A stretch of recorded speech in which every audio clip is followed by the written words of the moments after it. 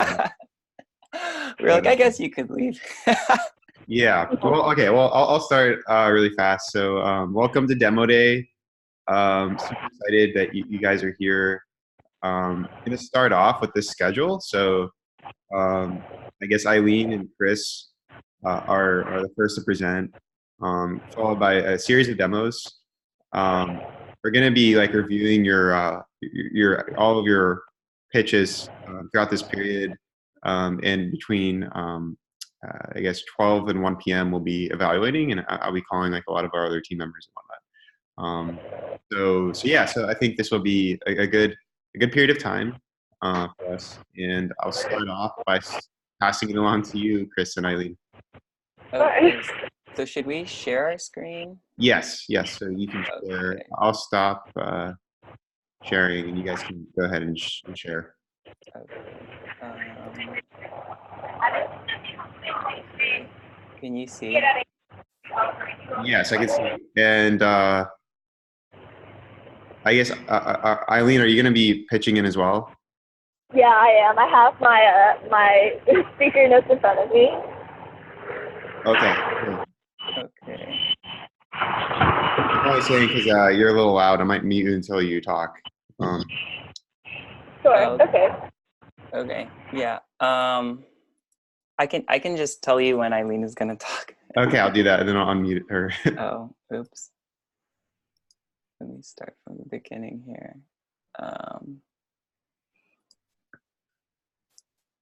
Okay. All right, cool. Let me minimize that. Okay, so good morning. My name is Chris Villongco, and my other member is Aileen, and our third member is Jeff. And Jeff isn't here, like I was saying earlier, because he has his white coat ceremony for medical school. Our advisor was Reza, and our project was looking at the utilizing of acoustic analysis to explore the effects of low socioeconomic status in patients with depression. So you might be wondering, why does this even matter? Well, meta-analysis found that individuals with lower socioeconomic status had higher odds ratio of being depressed. And another study found that underserved minorities had a disproportionately high PHQ-8 score, with a third of them even being mildly to moderately depressed. The current standard of care is the PHQ-9 for depression. However, this only takes into account people who actually see a doctor. So there is a gap here for individuals to see and get mental health screening. And we believe that NeuroLex, with its voice computing, will be able to fill this gap. However, taking a step back, there's actually no data set that even looks at low socioeconomic status. So with that in mind, we actually set off with our goal to utilize voice computing to detect distinct prosodic features and explore the effects of low socioeconomic status in patients suffering from depression. However, our current step in this project was looking at the correlations between income and acoustic metrics. And this is where Aileen is going to talk.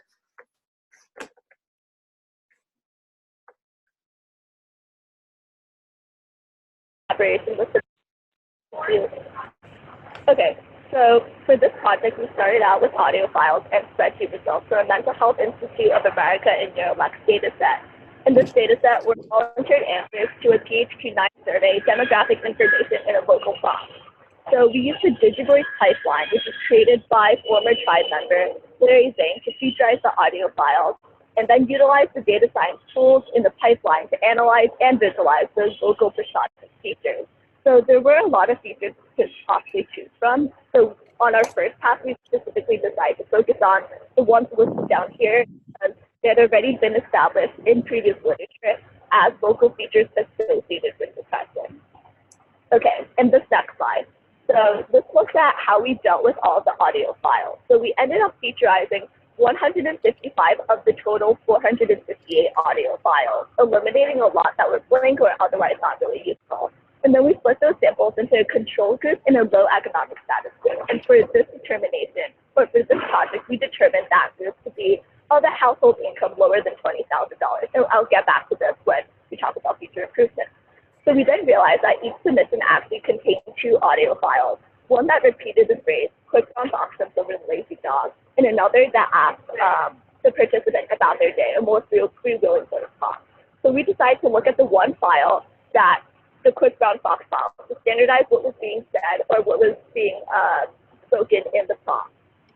Next slide. So due to the lower number of samples, we utilized correlation heat maps to quickly analyze the data. Using the heat map, we can see how every pair of features correlate with one another, and each is visualized twice in the upper right and the bottom left of that diagonal we see there. And to clarify, the income category that we see in the upper left, that's purely categorical, but we just put in 2 different values to denote income groups so that we could see it in correlation or in this correlated heat map. So this is very preliminary data, but we can see some weak correlations between income and some prosodic features, which we can see on the top row. Next slide. So we wanted to look at correlations separately in the 2 experimental groups and see how they differ. So our main takeaways are that the MFCC2 mean is actually more strongly correlated with the RMSB in the experimental group, and that in the experimental group you can see a strong correlation actually between S2 covariance and MFCC2 than in the control group. So these are just specific differences in correlation between vocal prosodic features, but the point is that we're going to explore not just correlation between income and vocal prosodic features outright, to explore the possibility of differences in paired correlation as a possible signifier of income.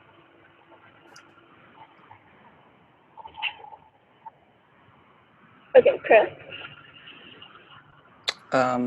So the next slide, we wanted to take a step back and just look at not the key acoustic features that we originally targeted, but just take a step back and see if there's any correlation between any features in general. And this is actually where it gets a little interesting. So not just the MFCC2 mean, which we originally looked at, but we actually found that income was actually strongly correlated with some other features that we didn't originally think about, such as the MFCC7, MFCC9 mean, and the MFCC10 mean. And this is actually kind of interesting.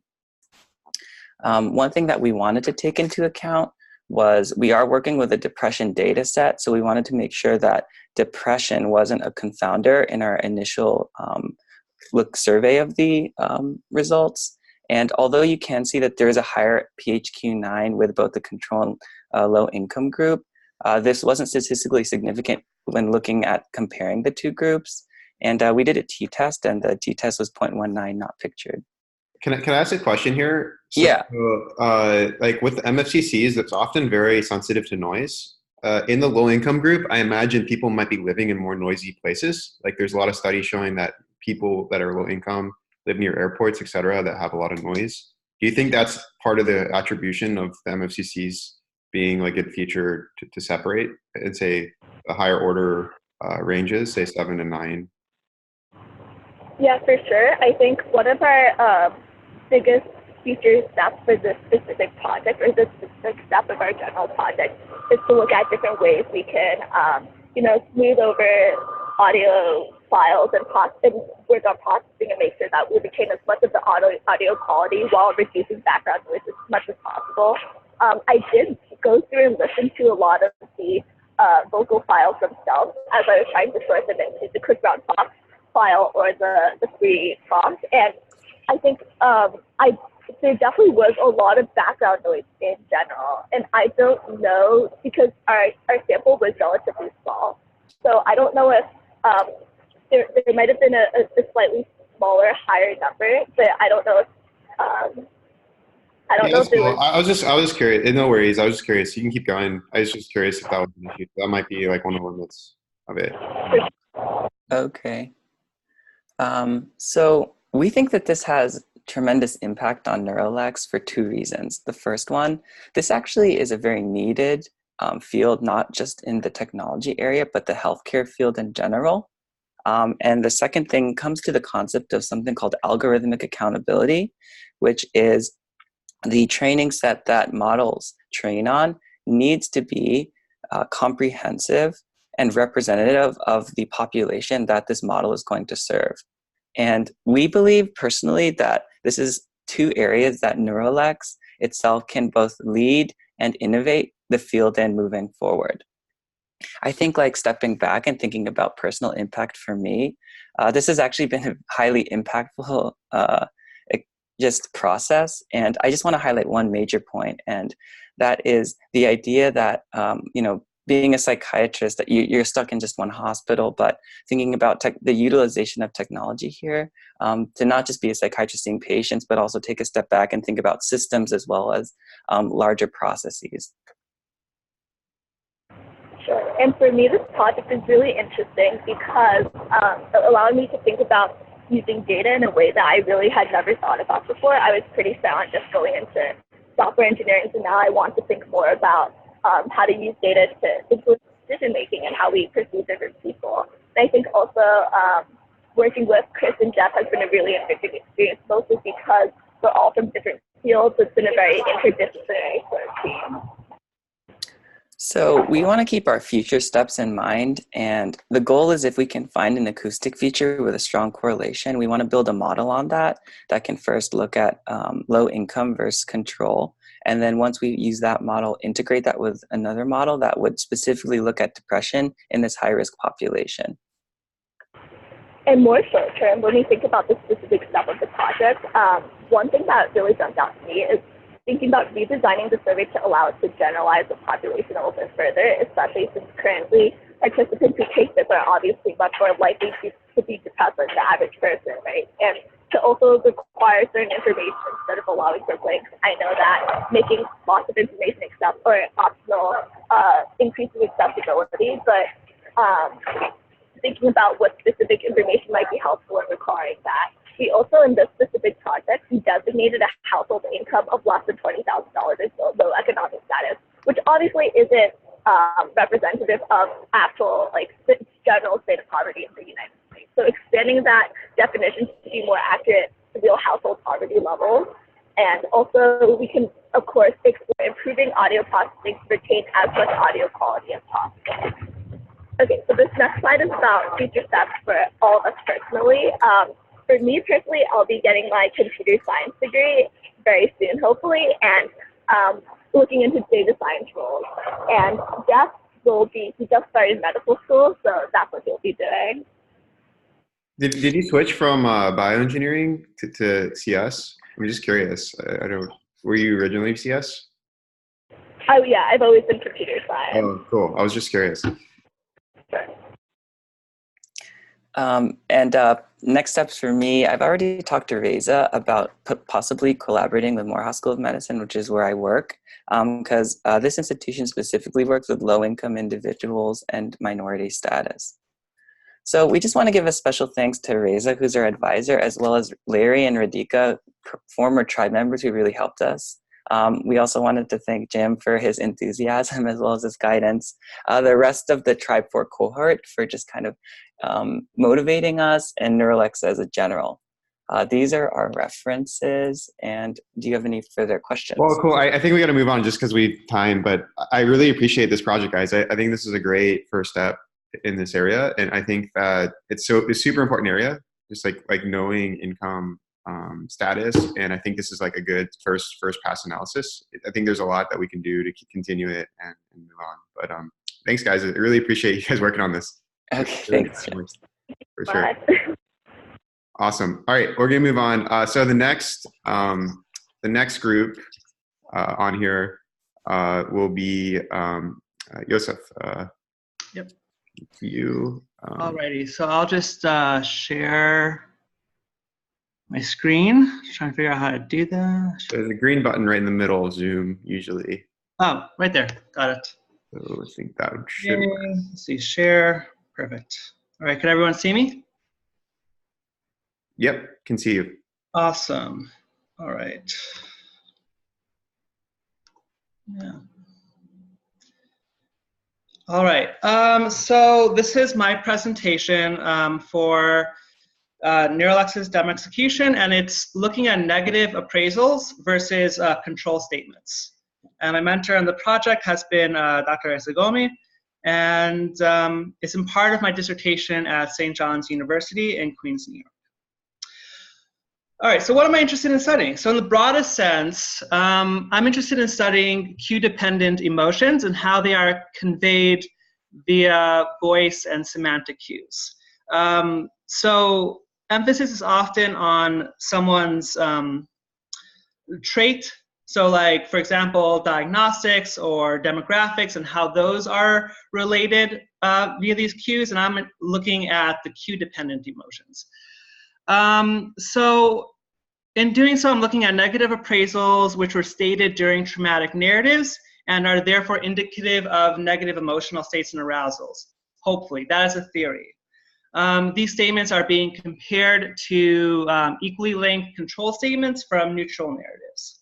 So for an example of a negative appraisal, which I got from one of the narratives, is that this guy was attacked on the road, his car was stolen, and he said, and this is why I don't think I could trust anyone, especially someone I don't know.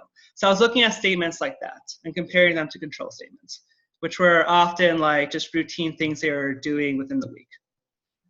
However, there were, I'll get to some of the problems with the control statements. All right, so just really quickly, the method where we got narratives from 22 people. They were Spanish, English bilinguals. Again, this is a part of a larger project. Demographic and personality questionnaires were administered as well, and audio was analyzed via voice analysis pipeline. So just a super quick background of the theory behind this is that in the CBT, cognitive behavioral therapy, the theory, which is posited by Beck and Beck, is that our emotions have an influence on these three aspects of our experiences. So they impact how we behave, how we feel, and how we appraise things, or how we think, feel, and behave. And these three things in concert affect each other as well. So looking at appraisals, if someone is appraising something negatively, that may be indicative of an underlying negative emotion, also negative or an intense bodily arousal. I mean, it's in theory.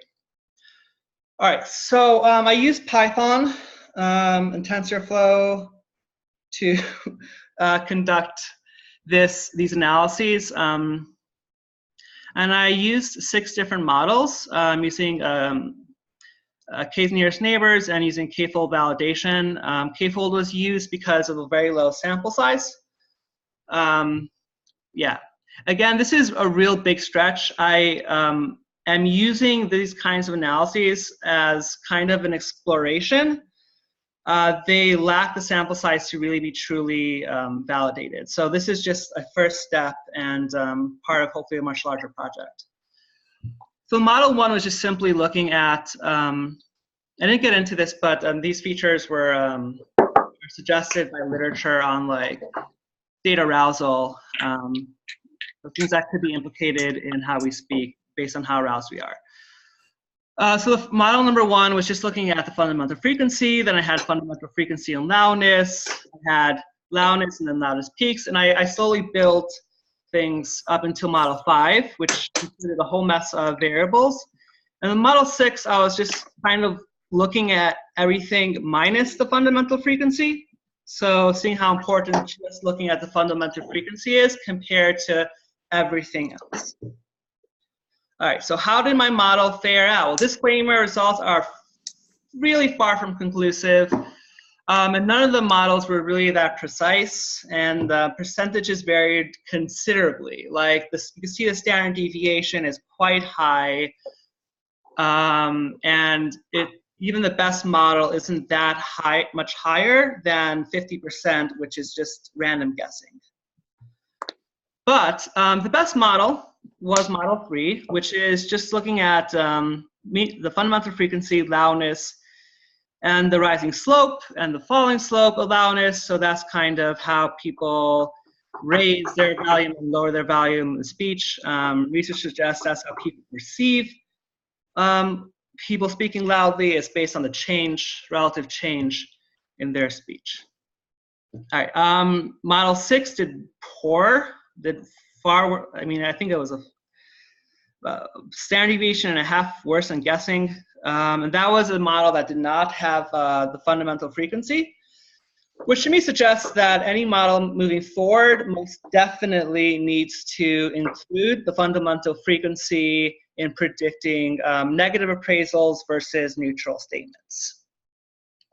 Also, possibly, you could say there was a slight increase between Model 2 and Model 3, which is when I added these loudness peaks per second. So, yeah, that could be something that we all want to look at as well, in addition to loudness. All right, so my reflections. First and foremost, this was a learning experience for me. For one, using the science of using voice as a biomarker, I'd say just researching this topic has been extremely interesting and informative, has definitely boosted my dissertation. And also, like, just been enhanced my knowledge of programming, using Tensor, using Python. It's still very much a developing skill set. I'm not trained as a programmer at all, but I really enjoyed the process.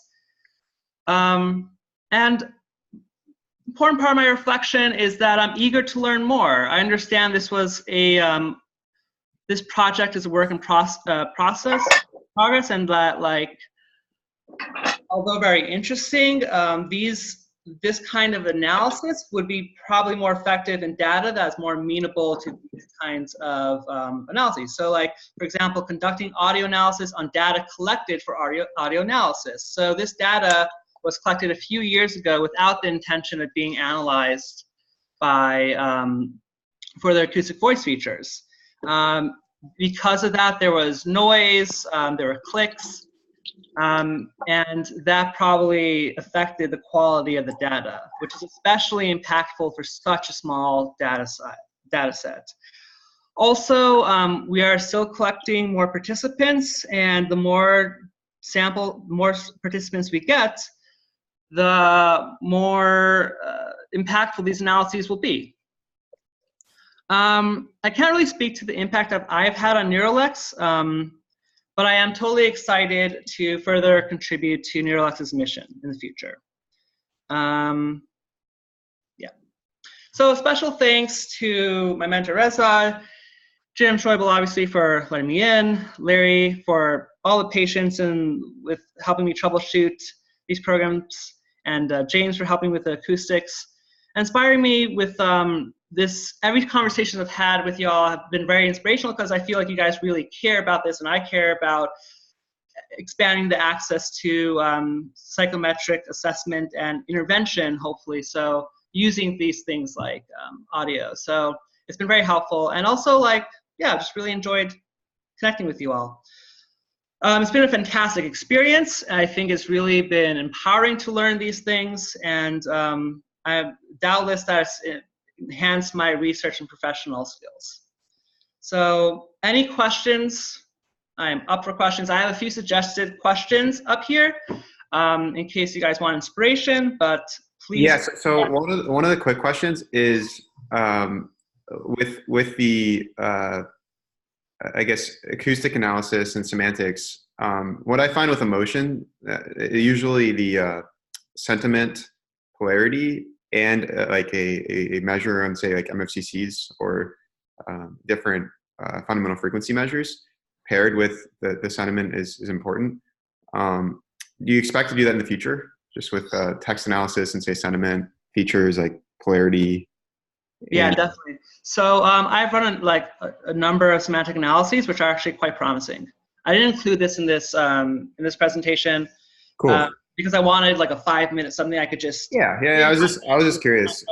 Yeah, but I've done that, and that's a more powerful indicator of when I add it to the model, it takes up all the variance. It usually becomes way stronger. It's been my experience too. So yeah, it's cool to see that that's your experience as well. And then MFCCs I didn't see. So I ran more analyses in the background. I did not see much with the MFCCs. How that is probably because of the quality of the audio. No, I think the fundamental frequency for sure tends to be more strongly related than the MFCCs to emotions in my experience. Okay. It's Yeah, more. I was surprised by it was such a huge impact in dropping that variable. It was like half of the predictive power. Interesting. And then one other question: is this data set available to share, or is it only within the academic institution you're at that is possible to analyze? It's de-identified. I could talk to my mentor about sharing it with. I mean, I'll be happy to. It's just not necessarily my call right now. Gotcha. I was just curious if there's any way to look at the data at some point later, but if it grows. But yeah, cool. I think we have to keep going. But no, it's Yosef, I really gotten to know you, and I love your enthusiasm, and I think projects like these are great to show like how we can partner with like third parties and really advance this work through thesis programs. And try to do like more elaborate collaborations. And similar to the prior projects, I think it's cool to like see other academic sites like St. John's and others to kind of collaborate with our work in a way that's a win-win sort of way. So I really like it's been great. Thank you, much appreciated. Awesome. All right, keep moving on. Next is Jordan. Jordan, are you here? Yes, I am. Cool. So we'll go straight to you after. How do I? Okay, stop share right there. You can stop share. Oh. Thanks.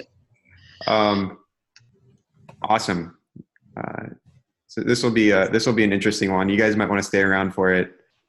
Jordan, as he'll get into, did a study on alcohol consumption with NeuroLex. So we'll see the results of this. We definitely had a lot of fun doing this. So like Jim was saying, we use this summer. I thought it would be really fun to do a study with alcohol and basically go with the idea of using voice analysis to detect alcohol consumption. And let's see if this works here. If I can advance this slide. I don't know what's going on here. Let's see. Well, is it in the? I think. Is it in the drive? I mean, I could try to advance it for you as well. Yes, it is in the drive. All right, I'm gonna pull it up. Something happened. I don't know what just happened, but let me see if I can pull it up really fast. I think sometimes the window you're probably on a Windows computer, I'd imagine. I'm on a Linux. Okay, well that's probably it. It's probably Linux. I'd imagine that. So Jordan, I'm gonna pull yours up here. Just unshare your screen. I'll pull it up and I'll advance it. How about that? All right, so pull it up. Here we go. Great. All right, I'll just advance. Just tell me when to go. Sure. All right, go ahead. So here are my goals. I wanted to collect data on sober versus intoxicated individuals, get experience using the software and scripts to extract and then eventually clean the data to train models, and then create those models. So go ahead and go forward. I didn't have an IRB because just of the nature of this and the time constraint, and also I just wanted to dip my foot in the pool, so to speak, just to get the experience of creating these models. I did not want to have an IRB, so I thought it'd be better just to stick with the proof of concept model, and plus I can just work with all my friends and family and have lots of parties this summer. So, and also I just wanted to get used to using SurveyLex, and I wasn't sure how this would work with other phones on the field, and so I'll share all of that as well of what happened, so just for everyone else's experience. So go ahead. So for our literature review, there's basically 3 categories I found already that directly ties with this demo, and that's the problems with alcohol, diagnosis of alcohol drinking or screening, and then already some studies with voice and alcohol. So go ahead. So basically the problems with alcohol, a lot of it, we already are familiar with the problems. You know, we have problems with alcohol dependence and productivity and unemployment and child neglect and people getting in accidents. And that's like the societal impact. But then on the individual level, you know, people at a very low level become just relaxed and altered mood.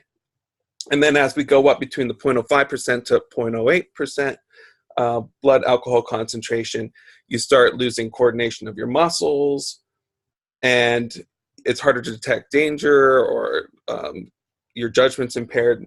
And so that was kind of the crux of this should definitely affect how people react to these tests. And we'll get a little more into the facts in just a little bit under the problem slide. So go ahead and go forward, Jim.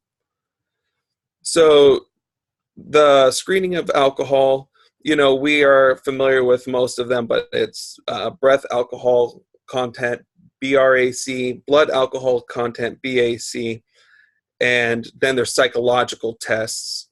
And those would be like the field sobriety, the standard field sobriety tests.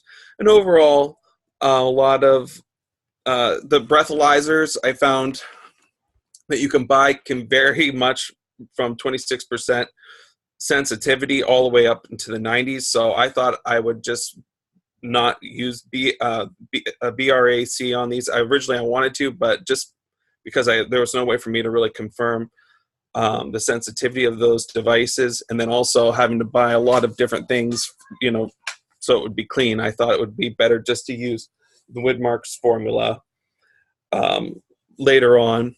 And then other ones that I found out just talking to, I interviewed a police officer, state trooper, and like a lot of the ones, like the literature mentioned, they use urine tests, but he said they don't use those anymore because, and then I looked, it's about in the 70% sensitivity range, and the specificity is around there as well. And so they don't use those because they don't hold up in court very well. But, you know, like urine ETG and other biomarkers. And then other biomarkers were also used just for like in a clinical setting to see if there's been any acute alcohol use and just how much damage there is, et cetera. So I guess we can move on here. And then for what I found with some studies that relate directly to this one were frequency jitter, the phonemes of d, t, j, r, and the s going to like an sh sound were affected by alcohol. And also I kind of used some of the tests from a Hungarian study, which they used phonologic tongue twisters, minimalistic pairs, and phonetic and syntactic tongue twisters. So I kind of modeled some of that, but just if the Hungarian word sounded like the word, it was like keke, I changed it to cake. And then they also found that there's like increase in pauses, increase in speech errors, obviously. And then other tests looked at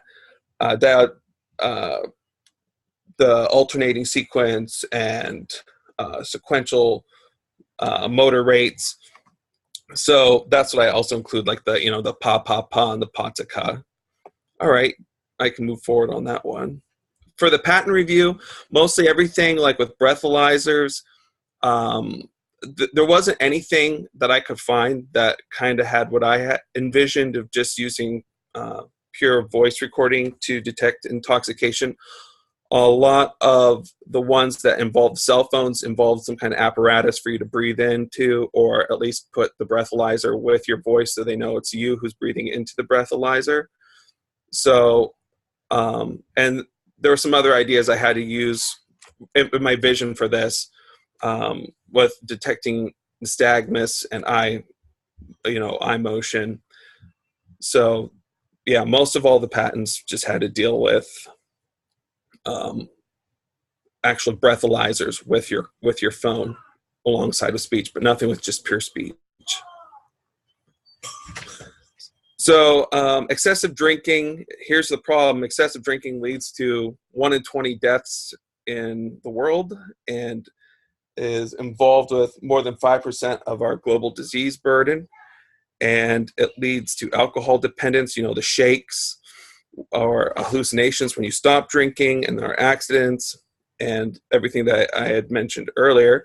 And to screen for these, it can take 5 to 10 minutes for the standard field test, 5 minutes for the serum and urine tests, 10 seconds for the breath alcohol, and then it can range in general from 1 to 30 minutes in a clinical setting. And the solution is, and then you can see the cost at the bottom. You can go back anytime through this, but you can see it can be up to $600 for just looking at it. Kind of crazy, yeah. Yeah. So then we have.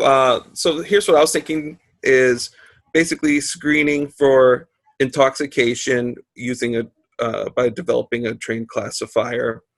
And everybody and their mother nowadays has a cell phone with a microphone and a smartphone. So I don't see why this couldn't. And people directly connect it with their car system. So I was thinking most modern standard car systems could use this speech input to interact with AI to warn drivers of their condition if they're intoxicated, or their insurance company to see if they're engaging in risky behaviors, or law enforcement agencies possibly. So this could be a really neat product, I think, for NeuroLex. And also, I was just thinking people would do this on their phones just to check to see if they're drunk. I was thinking I'll show you in the next couple slides here what I had in mind. So here are the here are the steps I was thinking of how this was going to go for the model, and I was kind of stuck between just basically at step 1 for a couple reasons, but I collected data of sober versus intoxicated individuals, and then step 2 is to analyze the data and create those models and train them, and then analyze which is the most successful classifier models, just like we saw in the last presentation, and ways to classify. And then my overall, my vision would be to create and develop an app to help people make decisions about their health or safety, if they're safe to drive, or maybe they're drinking again. So go ahead and go forward, Jim.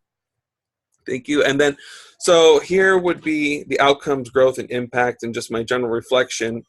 So like I said, I did capture 25 participants' data, and I kind of created some voice tests based on other studies that from using the tongue twisters, but using Hungarian models. And then this was personally affected me this summer. My wife ended up having to go into alcohol rehab treatment. So it was, it really hit close to home. So, and I was thinking this would be really useful to see if she's still using, or because sometimes she relapses. So this is something I would like just for myself, even just to help her in her recovery. And then I also field tested procedures and found a lot of things that I think that could impact NeuroLex. Like, for instance, I live by Lake Erie, and we went to a cabin to do this one night, and there was no Wi-Fi. The Wi-Fi was spotty, and the international border created a lot of issues with the cell phones. So the data was really hard to get together. And then I made a lot of new friends and research connections at our local universities, because I've run a coding camp at Mercyhurst University, and I trained the trainer. And now the professor is really interested in getting involved in looking at the data, and he's all into machine learning. How this impacts NeuroLex, the reason why I could not continue with the analysis is because I literally kind of crashed the downloads aspect of SurveyLex. And over the last 2 months, I've been helping, give feedback and input. And then last night, I was even working with Austin on debugging. So we were trying different features just to see if I could get any data downloaded. But the problem was now that he discovered was it had to do something with the actual server taking in all that data. And I didn't realize that my survey was so big that it would kind of crash SurveyLex. I also found out that Apple did not play the sounds, which I thought that would affect your voiceome study, Jim. So I thought that would be useful for you to know. Android always plays the sounds, where the Apple devices, because I suspected that you guys probably do a lot of testing on computers, but I did pure phones for the whole study. Yeah, that's super useful feedback. Yeah, so the Apple phones have a really difficult time always playing back sound, and sometimes there's a delay on the Android. I gave some UI suggestions, which, since we're low on time, I won't go through it all. And then I found that cell phone towers tend to drop a lot of the survey data, so it's always imperative that you do the studies on a Wi-Fi connection, because I would get through all 37 screens and then there'd be like 5 questions missing. But luckily, SurveyLex could go right back to them and not miss a beat. And I thought this would be an excellent revenue source, because now we're looking at the general crowd and not just researchers and medical institutions, although that's great too. But I thought this would just be another revenue source for NeuroLex possibly. And also some interesting new data sets and classifiers. So I hope just in the future to finish this research, and I'm in for the long haul, and I know that as long as I did this presentation, you said we can continue, so I really want to continue this and create these models. And then I also thought, if I can create an intoxication classifier with alcohol, this could probably apply to marijuana. And marijuana, there aren't really any effective field tests for that. And so I thought this could be a big thing with law enforcement possibly, or at least just give like a preliminary screening for them to do a field test or whatever else they might need, just depending on how big these and accurate these classifiers could get. And then I thought, if I I do want to build an app, because I'm going to have like 120 students this year. I'm going to teach a bunch of coding classes. So I thought this could be a project that I could bring on a lot of my best students on to help me develop. And I was thinking of like a drunk Lex or a high Lex. And I was thinking of using the camera to measure nystagmus, and also geospatial sensors on the smart device for maybe like a field test, like walking in a straight line, for instance. So, so my next goals are to expand my programming and research skills. I'm going to take a Python course, like a 40-hour Python course next week, conduct more voice and AI research. I have a bunch of ideas I'd also like to implement using these products and the resources here, and just stay involved and hopefully mentor some other future innovation fellows if you guys would like me to. So that's it. If you want to contact me, awesome. I think I'm going to let it go because we're kind of over time and we got to keep on schedule. Oh, sorry. Jordan, but this is awesome. Like, I think this is a really interesting design. I really appreciate like the feedback here, because some of these things actually would be really good to add like a list of customers. And I also think like field testing it with 25 people, just getting that many people to do it is actually a huge accomplishment. And I think that a lot to be said for that. And I'm excited to see what the data look like after we were able to download them. So no, but I really appreciate you and the program and everyone else here.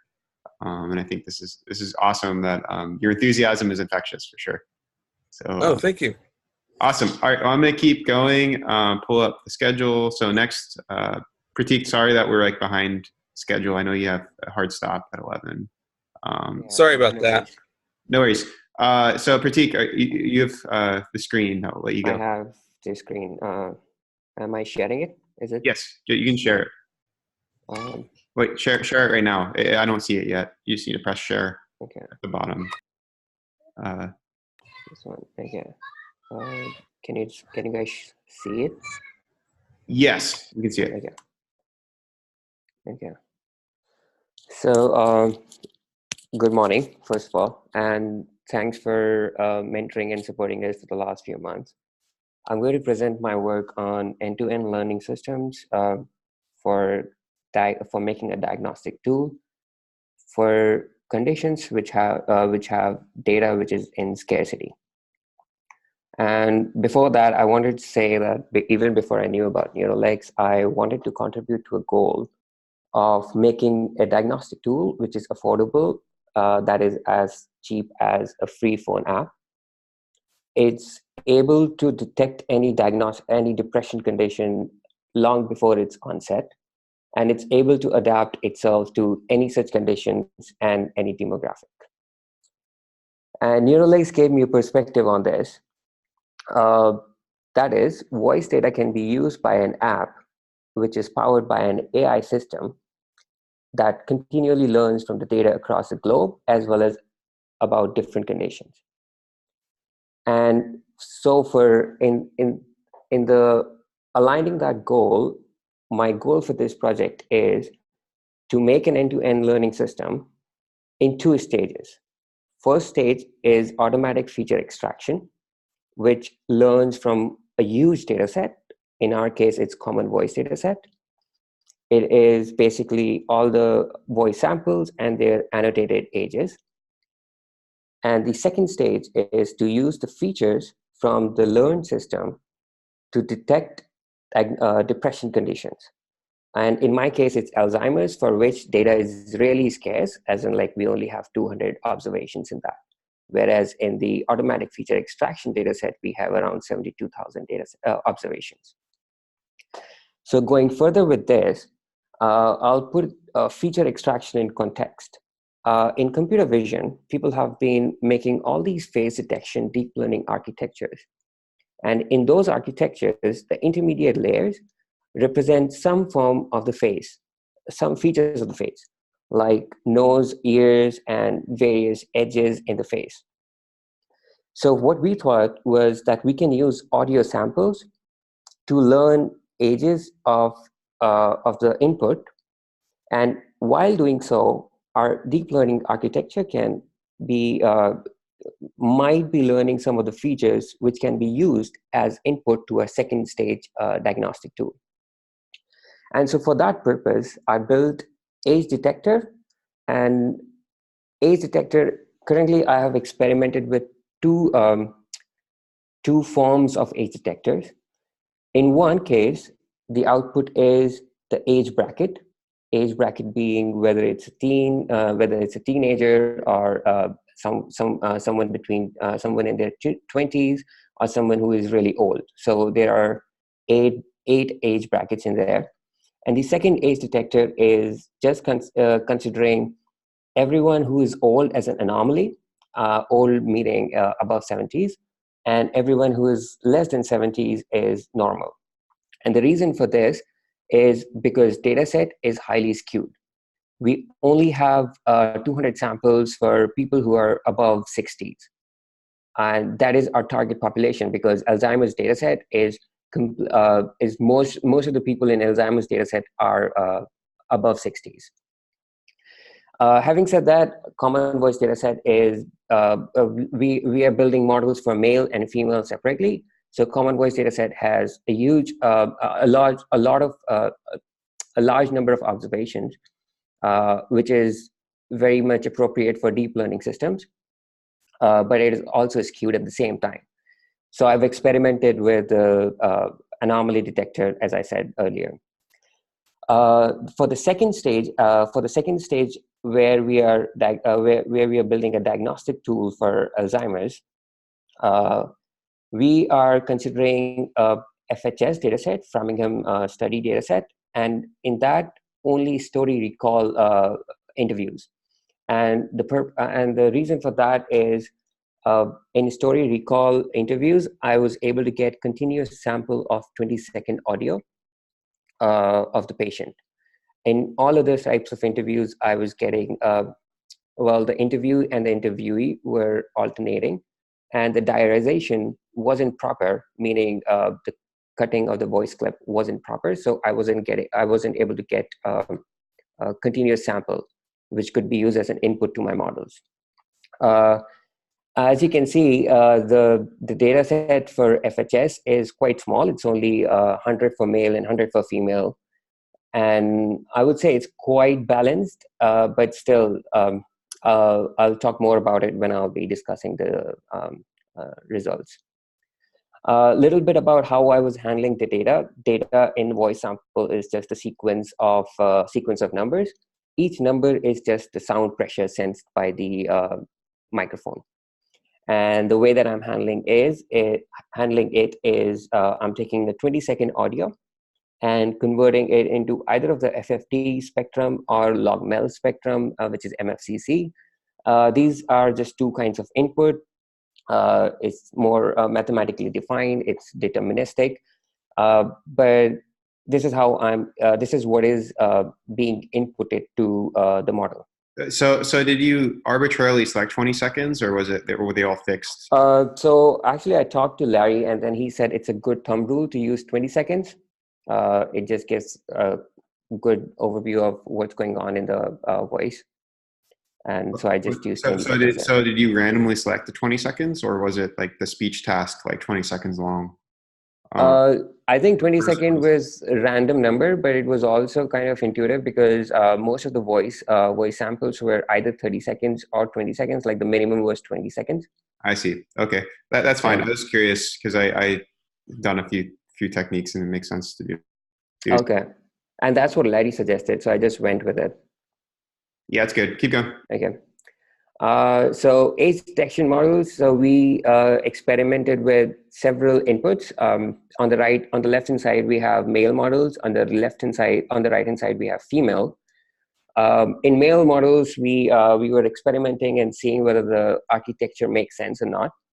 And we experimented with FFT with several types of windows. We got 78% and 79% accuracy. And as we moved on to MFCC, we got increasing accuracy, which was kind of intuitive. So this is more for sanity check that our deep learning architecture was doing what it was supposed to do. But the last two, I would say the last two rows of male and, last two rows of the male are the main models that I'll be using for the next stage. And that's because the second last is MFCC, which considers class imbalance, and that gave us a good accuracy of 85%. And this last one is the one which treats older population as an anomaly. In female, we didn't do all those experiments, but we directly used the hyperparameters as well as the learned lessons from male models, and directly trained the models for female class. And we were able to get a good accuracy of 92%. One thing to say is all these models here, all these reported numbers are after hyperparameter tuning. So there was a lot of cross-validation that went behind these numbers. And the other thing was these models somehow do not perform very well on FHS dataset. Probably it's because FHS dataset comes from a completely different population. It has been the voice samples in FHS dataset has been it's been taken for over 30 years. So there has been a lot of change in voice recording systems, and therefore there's a lot of noise in that dataset. In terms of the second stage algorithm, I experimented with two types of features coming from two models that I just discussed. In which the first one, so on the left-hand side, I have features, the features as input from the model that I trained on age detector. And there are two types of model, one which considers the imbalance and one which considers older population as an anomaly. And on the top, we have models that were trained on these features. And I am again experimenting with two types of model. One is a simple classifier, which says either the person is either the person has depression or not, and the second one says I want to learn a representation of these features that can separate out controls and subjects as much as possible. So it's almost like learning some hyperdimensional representation in which controls and subjects are easily distinguishable. And we can, I got these numbers, but even before we read into these numbers, I want to say that this method was wrong. And I discovered why, because all these machine learning algorithms assume observations are independent. But in our Alzheimer's data set, observations weren't independent because they were about a single patient taken over 30 years. And I realized it quite late, so I didn't have time to rerun all those tests. But the reference that I have put in here is a recent survey on training and testing, train test splitting techniques for clinical data. As far as the future work is concerned, I think it can go in four directions from here. One is to research more on compressible models, which can fit on the phone. I have put in references there. If anyone is interested, they can read there. Other is to make more like complex valued networks, which can take into account the relation between several features of the voice samples, like a double or triple derivative of MFCC, or even FFT in conjunction with MFCC. The second thing is obviously transfer learning, because this whole project was about transfer learning. There are better methodologies coming on transfer learning as we are progressing in AI, and therefore that would be a good place to check for future work. The third is data quality assurance. There's a recent survey which has revisited all the healthcare data sets, and they suggest that some data sets are of poor quality, and any progress in AI in healthcare is going to be hindered by quality of the data there. And since NeuroLex is actually collecting so much data, it is very important for them to assure that the data quality is good. For the work that I did, I think I could recommend advanced diarization technique, because some of the voice clips weren't properly cut. So any inference drawn on those voice clips is going to just we are going to infer wrong things from such data sets. And the fourth thing I realized was a lot like after listening to some of those clips, I realized that there are a lot of hidden factors going in diagnosing these conditions. Like someone might not be just willing to speak on a particular day, or someone might have some other condition on that particular day, but he's not just depressed. So for that purpose, I would recommend one can look into individualized treatment effects. That is more like combining causal inference with deep learning systems, in which one can take into account all these hidden factors. All my work is on GitHub. I have written down all the pitfalls and all my scripts on GitHub, so anyone can go and just read on all those experiments. But you will require the data set for that. And Larry is the best person to go for, because I have been working with him continuously, and he has been helping me a lot in all these and running all these models. Yeah, special thanks to Larry, Jim, Reza, and NeuroLex for giving me this opportunity. All these other references, and with that, I end my presentation and open the floor to the question.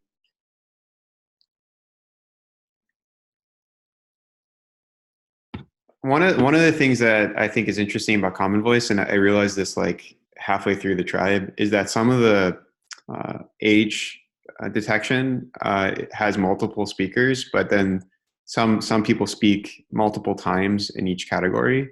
So I think that there might be some identity confounds in the Common Voice, where there might be multiple submissions from one person in the same age bracket. So I'm wondering if that also might have affected your data set and analysis, if you did Common Voice modeling for the anomaly. For the anomaly thing? Yeah. I think, so do you mean like the same person recorded the same sentence or the task twice? Yeah, and it's often that they're trying to label it for speech recognition purpose, so they didn't really care about the identity as much.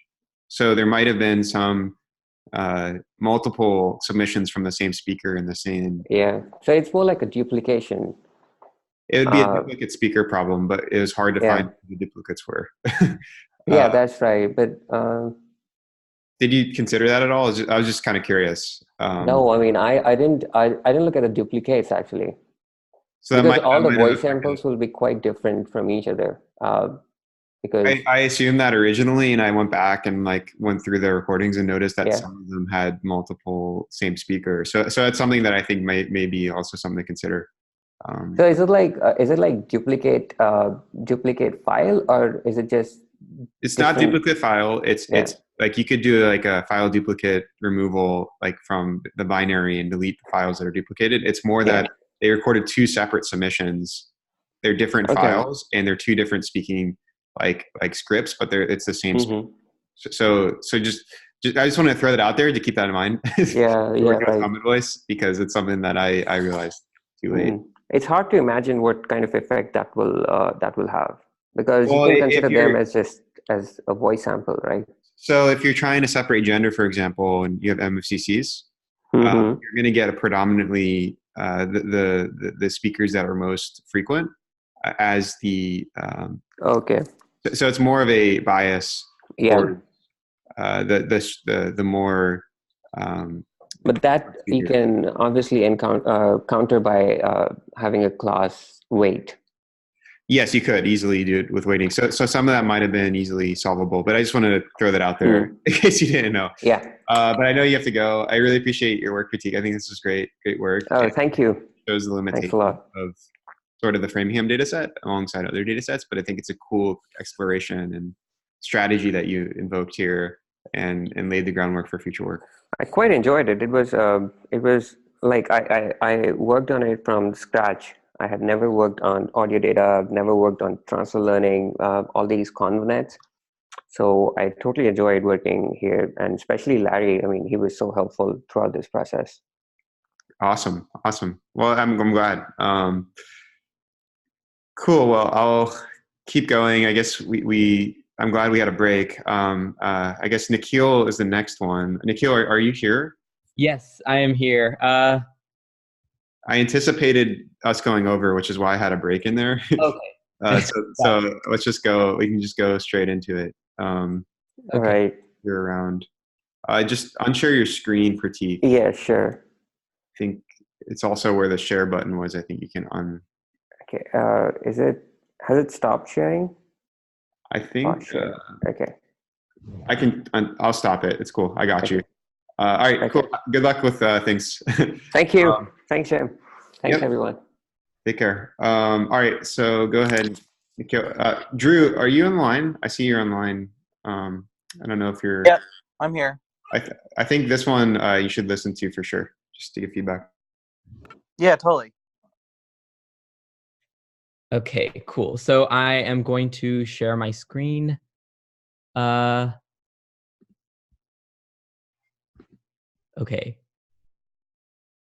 Just trying to figure out how to do this. Oh, I think I got it. Okay. There you go. Yeah. Okay, here's my presentation.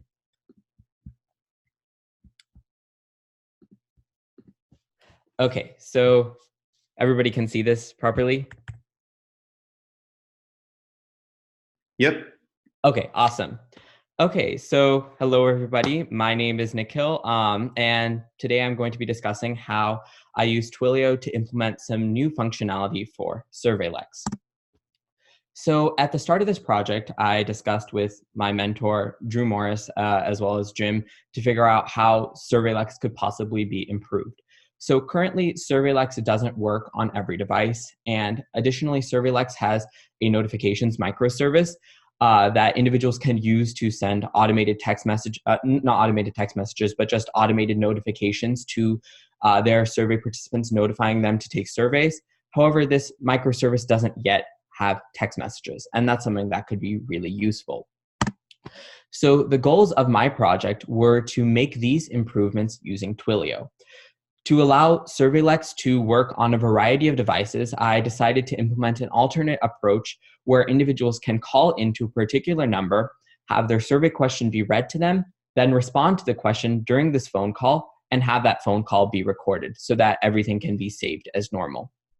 Additionally, to allow the notifications microservice to have text messages as well, I decided to implement an automated text messaging service where individuals can designate a particular text message to send and the frequency with which to send that text message. And the ultimate goal was to eventually integrate this functionality directly into SurveyLex so that you guys can make use of this software over at NeuroLex. So I am going to start with a demo now. So to implement this, these two different features, I just created a simple web app with a React front end and a Node.js backend. So I think I'm going to have to change the screen that I'm sharing.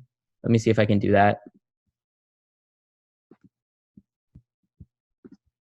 Yeah, I'm going to, sorry. I'm just trying to figure out how to do this. Okay, got it. Okay, cool. Okay, can everybody see this? Yep. Okay, Yep. awesome. So this is the simple web app which I developed. So there are two links here for sending automated text messages and for sending recordable phone calls. So I'm going to click on the first link. And here in the first field, you can designate a comma-separated list of numbers to send text messages to. Right now, I'm just going to say blah because I have hard-coded my own number into the code just because I know this is going on YouTube. But you can, of course, designate a comma-separated list. And then the next field is a message to send. I'm just going to say this is my message. And lastly, you can specify a frequency with which to send these text messages, whether that be every week, every day, or even every 2 seconds as I'm doing here. So I'm just going to go ahead and start sending the text messages. And I know you guys can't see it, but I am going to start receiving the text messages. Yep, I'm receiving the text messages on my phone right now. So I'm just going to go ahead and stop these text messages. Okay. We hear the vibration. Oh, you do? Okay, Yeah, great. we can hear it. You know I'm telling It's proof. Okay.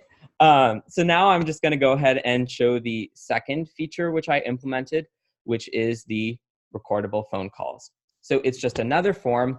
Again, you can designate a single number to send the phone call to.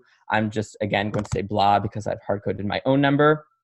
And then the message to call this number with. So this message can be a survey question because, of course, this can be used with SurveyLex. So I'm just going to say, what is your favorite color?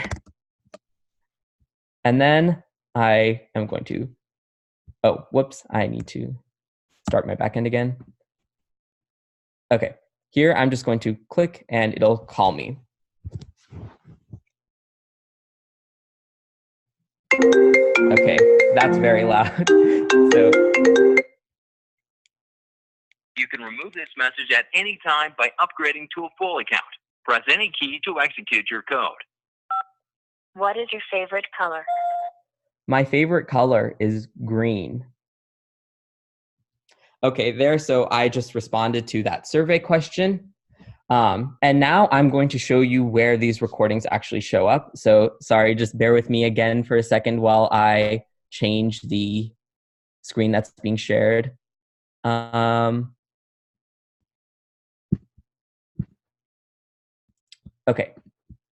So here I'm going to go over to my Twilio console. Can you guys see this fine, the Twilio console? Yeah. Yeah, we can see it. Okay, awesome. So here I just have my recording section pulled up, and sure enough, the recording of this most recent call should be there. My favorite color is green. So there, so you guys can see how that worked there, where I was asked a survey question, I responded to it, and the recording showed up. Okay, so, oh, can you guys see my presentation? Fine. Yeah, we can see it. Awesome. Okay, I've just been switching between screens. Yeah, no worries. So how exactly does this impact NeuroLex? So of course, the automated text messaging system, which I demonstrated, can be a new method of notifying survey participants. And of course, people often use their text messages a lot more than they might use other methods of notification. In particular, this can be used, for example, by diabetes patients.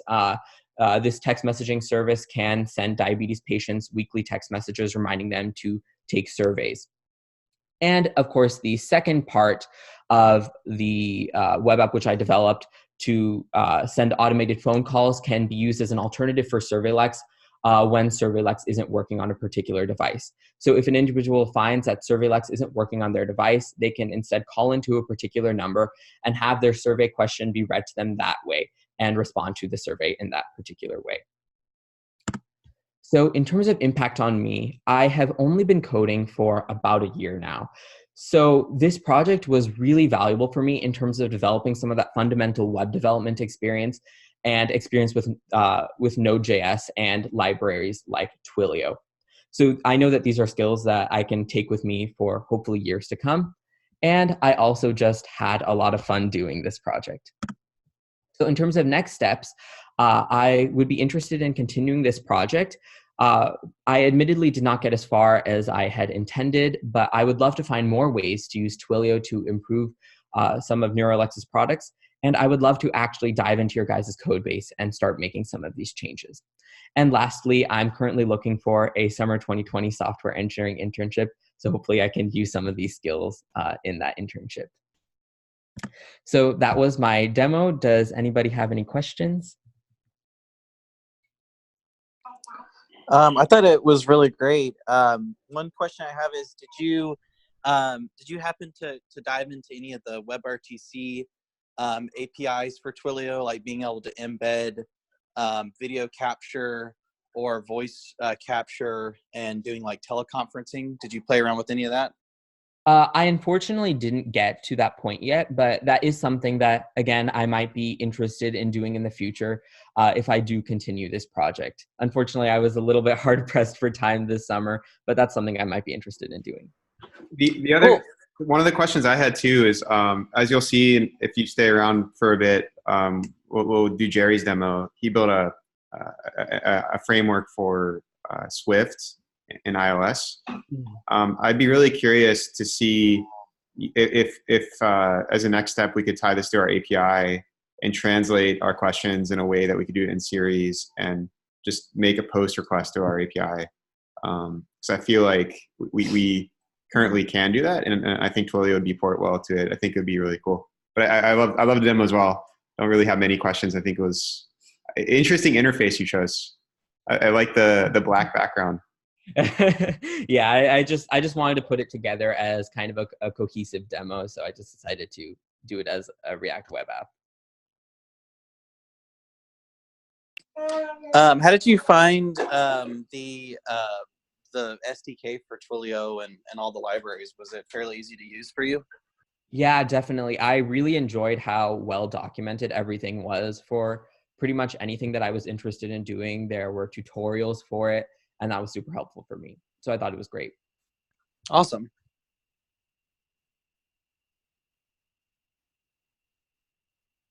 Cool. Any other questions from the group?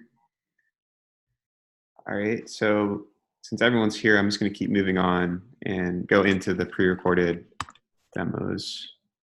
So I'm going to do Jerry's demo now.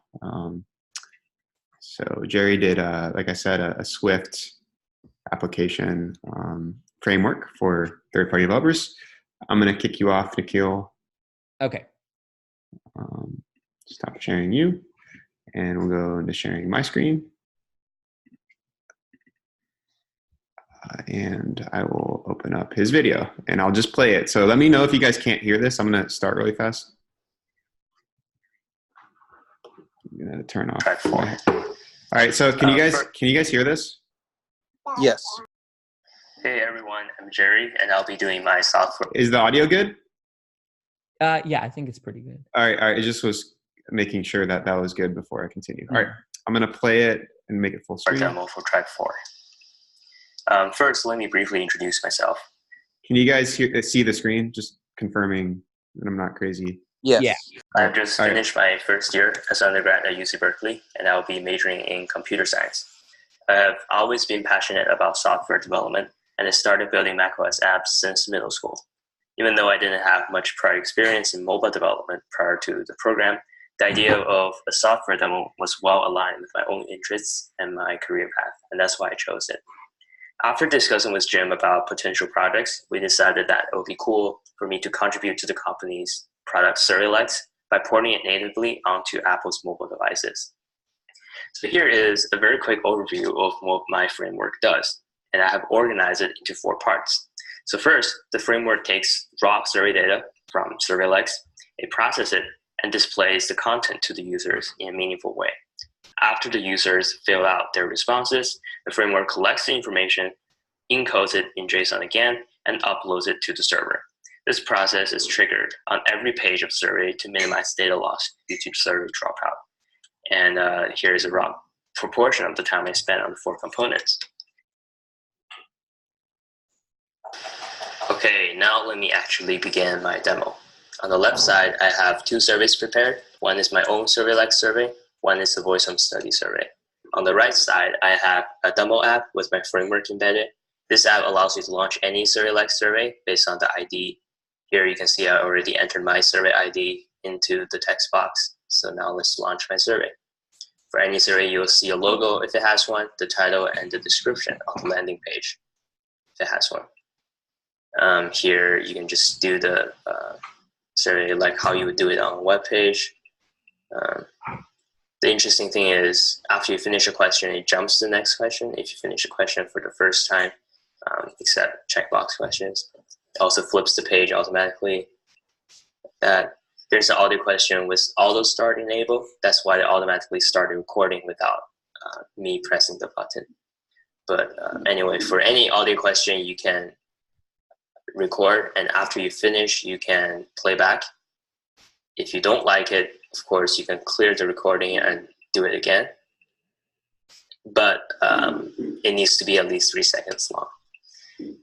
All titles and text in the survey support Markdown. So here I have a link embedded, which goes to surveylex.com. On the last page, I also had embedded media. So images don't display directly into text on iOS. So I designed this bracket notation to indicate that there is an image here.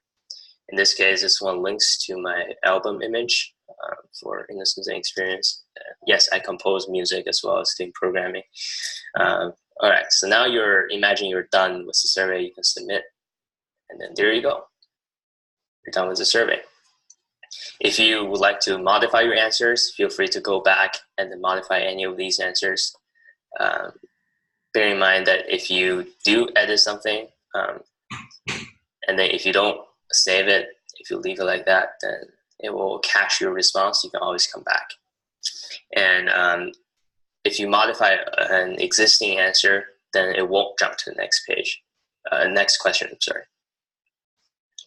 You can also submit your changes, and it works like that. There are a few edge cases I have designed in this framework. For example, if you don't have internet connection, you close my Wi-Fi, and then you modify some answer, and then you try to submit. It will say there is no internet connection because you do not have a way to send your information to the server. But if I turn my connection back on, I can do retry, and then this time it will submit. Also, this framework supports different devices. Here I'm going to illustrate it using an iPad Pro 9.7 inch, and I'm going to run the Voice Home Study on this iPad. So no matter what the device is, the survey works the same because this is, oh, what is this? Oh, never mind. Just imagine I fill out the survey like this. It's one framework for all Apple mobile devices, so it's kind of cool, and it works for both landscape and portrait.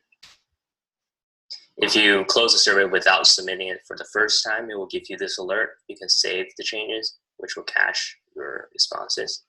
They were still there, as you can see. If you discard the changes and exit, then it basically starts all over. Okay, finally, let me point you to my GitHub directory, which has a very detailed README file with different configurations you can see for the framework. It also has different theme colors you can set. By default, it's blue, but you can specify your own or use some of the default ones. Please read the GitHub page if you have time. It will give you more information on the framework. But that's basically it for my demo. I hope you enjoyed it. Okay, so how did this project impact me? Well, first, it's my first real product on iOS platform. I haven't programmed much on this platform before, so it's a good foot in the door for me in terms of mobile development. You can see the stats there. It's a medium-sized project. Second, I gained some research and time management skills. I had to do a lot of research to figure out things that I didn't understand about UI implementation. And I needed to have good time management skills because I was also taking 2 online courses and I need to balance my time and make sure I finish everything in 2 months. Third, I gained familiarity not just with SurveyLex's server, but how APIs generally work. So when I work in a future company, I'll be more familiar and fluent with what I do. It's not some skills that you learn in a classroom in a university. So that's what I like about this experience. And fourth, I learned to write documentation alongside code. When I used to program, I didn't write documentation because I was just reading the code myself. But now other people are going to read my code, so it's important to document things well. And I have a GitHub README. You can check out my repo at this link. Lastly, this is my first internship. So I think this is a really good experience. It gave me a sense of how the software industry is like and makes me more certain of my career direction. Now, moving on to how the product impacted NeuroLex.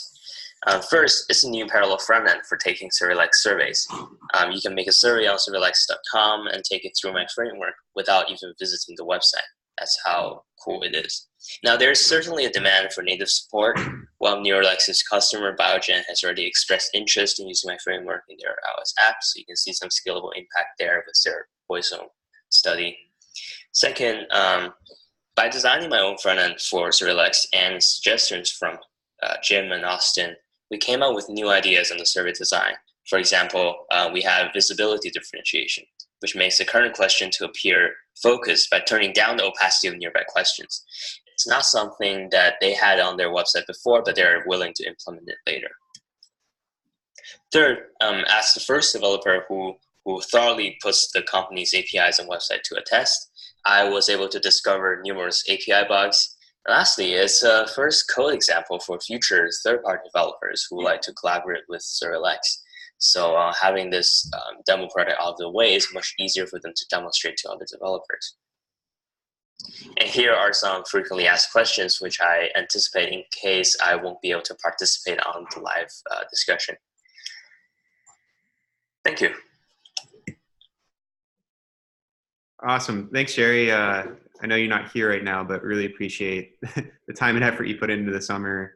I've been working with Jerry and Agnes, who I also will show her demo, for the past 2 to 3 months in Boston. And we've been meeting Monday, Wednesday, Friday, and the space is co-working. So it's been kind of cool working with them on the ground. It's a part of their Berkeley international program internship committee. And they kind of intern for our company through the tribe as part of course credit, which I'm hoping to do more frequently because I feel like that might be also a great way if you guys are in school to like intern at a startup for course credit.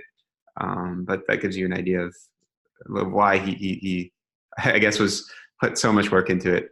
The other, I guess Agnes is next. I will do hers. Before I move on, were there any other questions there from anyone here? Because everyone, I know some people are still from Jerry's demo or comments. Drew, did you have any comments for Jerry virtually? No, it was good. Cool, awesome. All right, we'll move on to Agnes.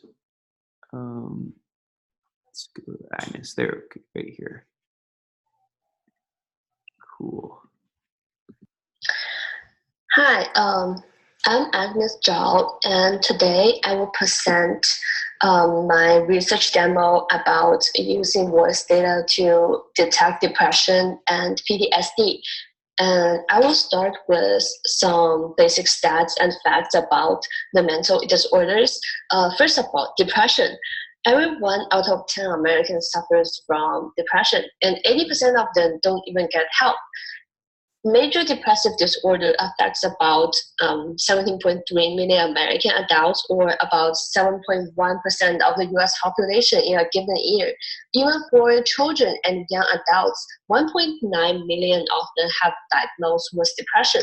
So this is a really prominent problem in the States in the field of psychology.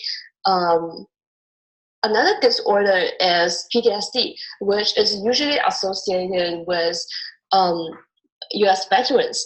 However, it is thought that 70% of Americans have experienced at least one traumatic event, and 20% of them have previously struggled or are currently struggling with the symptoms of PTSD. At any given time, 8% of Americans are living with PTSD.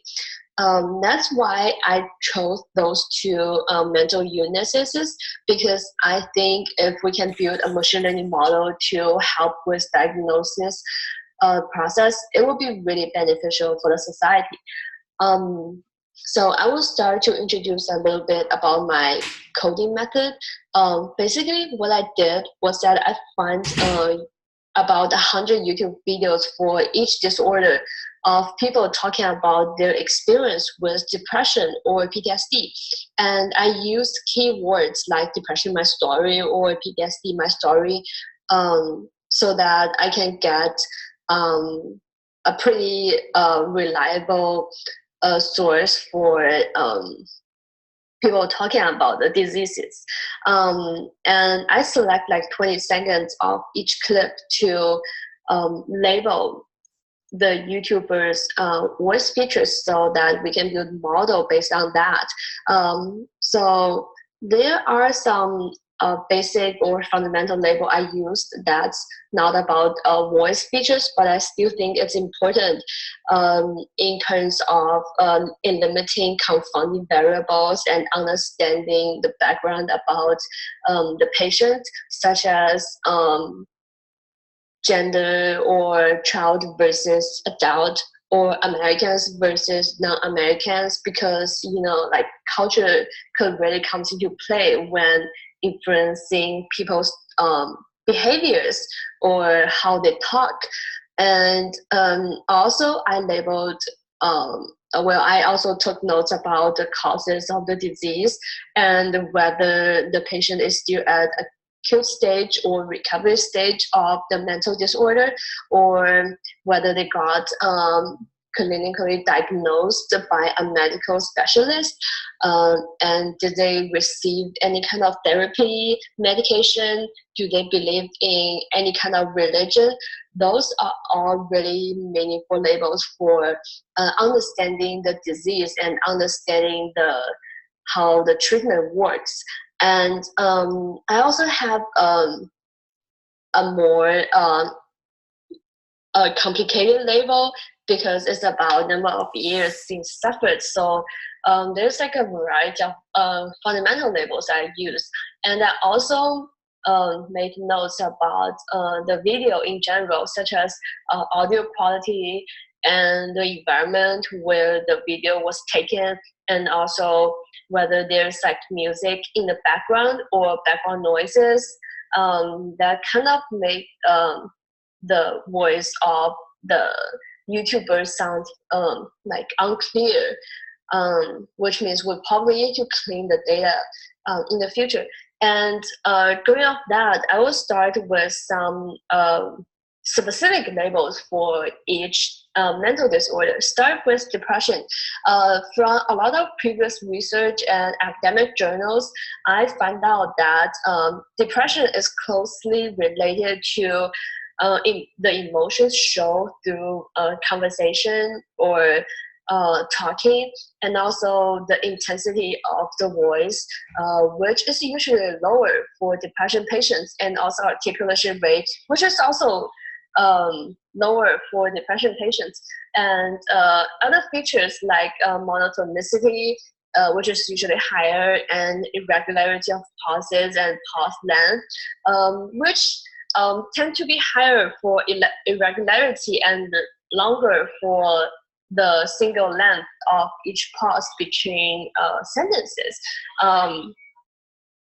As for PTSD, it is a little bit different, but not too much. I still use labels such as emotions and articulation rates and monotonicity and pause length, but I added 2 new labels, and they are clarity of speech, which is lower for people who suffer from PTSD, and energy level, because people with PTSD usually sound less energetic.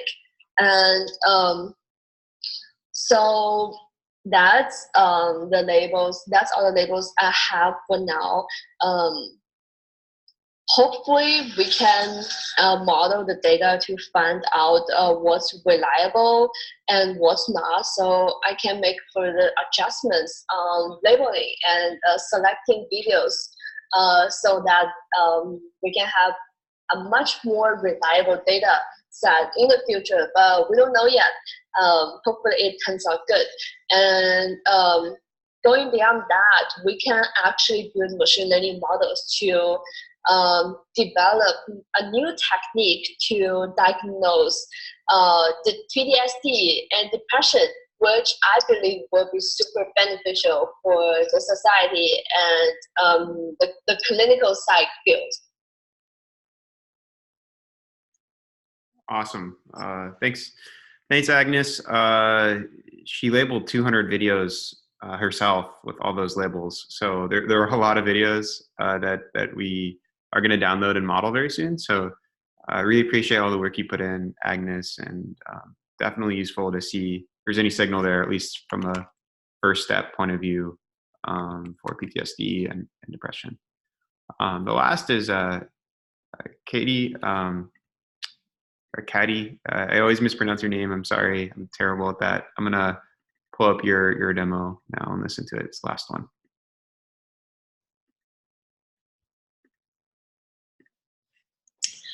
Hi, good morning, everyone. My name is Katy Felkner. I'm a senior in computer science at the University of Oklahoma, and I worked on text analysis for detecting dementia.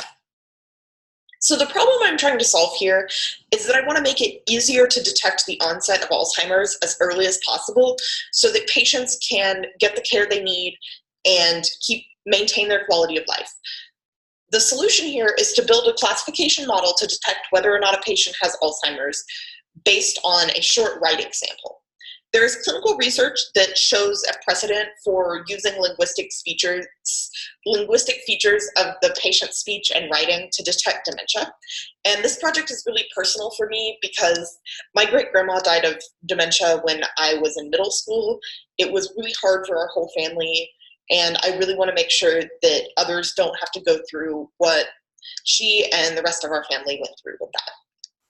So the data set we're using is writing samples from online forum posts.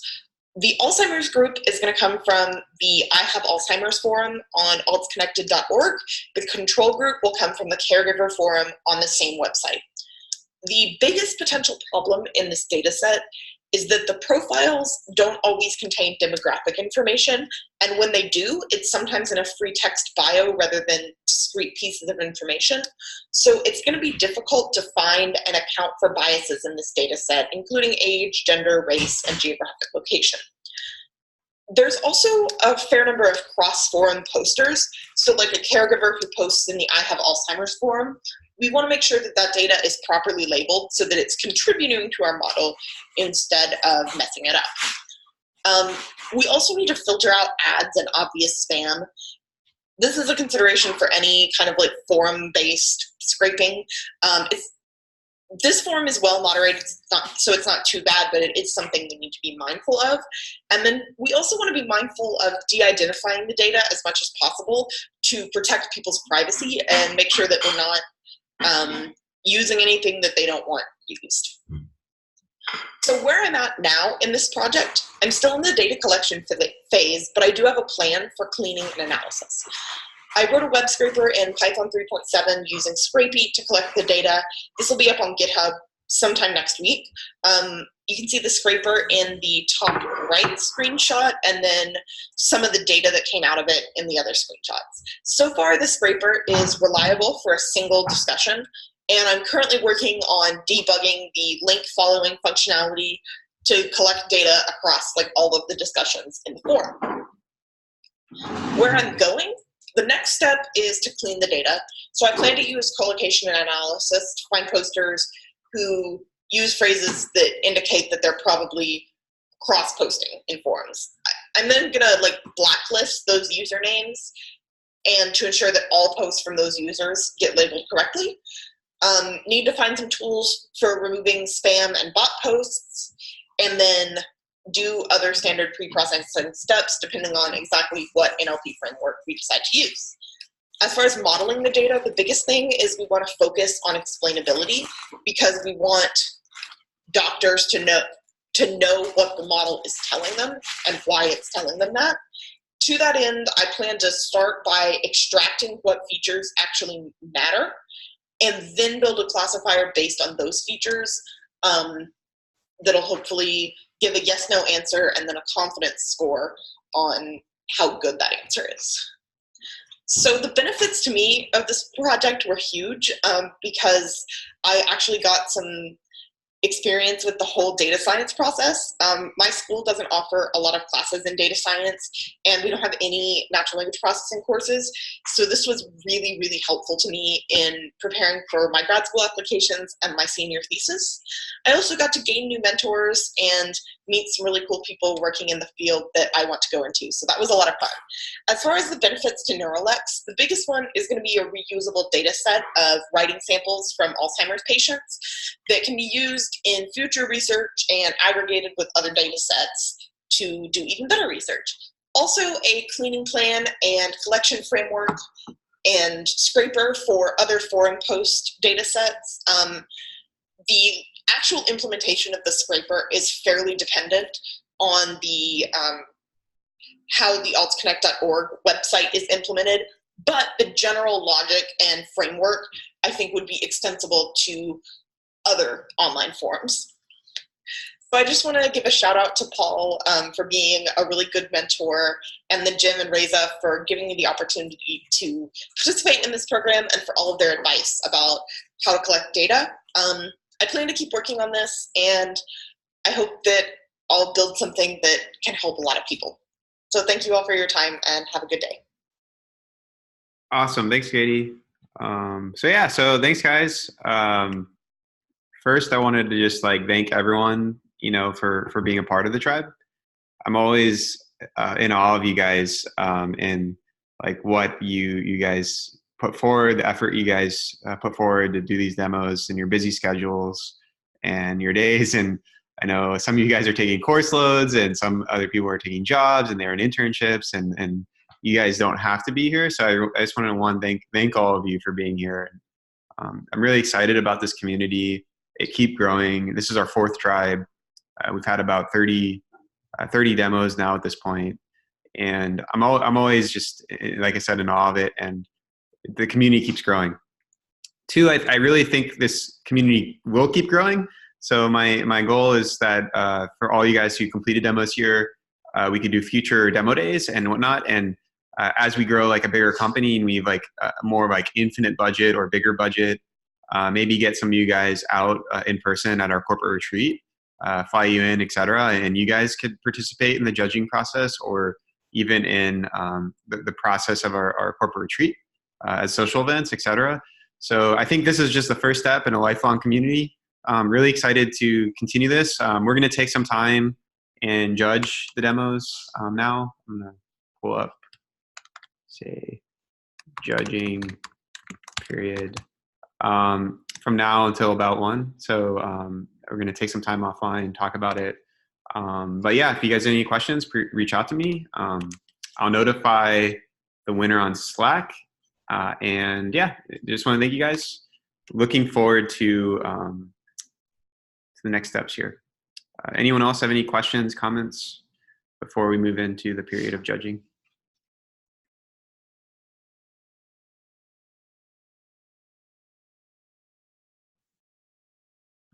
Awesome. Okay, well, I'm going to end the Zoom meeting. This video I'll post on YouTube and at the end of the day, so you guys can kind of showcase your period. I'll try to segment it so that you guys know when your presentations were, so you can share that with employers or whatnot. And after all this, I'll give you guys certificates as well, so at a minimum. But then we'll judge now. Drew, do you want to call me and we could talk about this quickly? Yeah. Just on your cell phone? Yeah. Sure. Yeah, no problem. Sounds good. All right, guys. Take care. Thank you. Take care.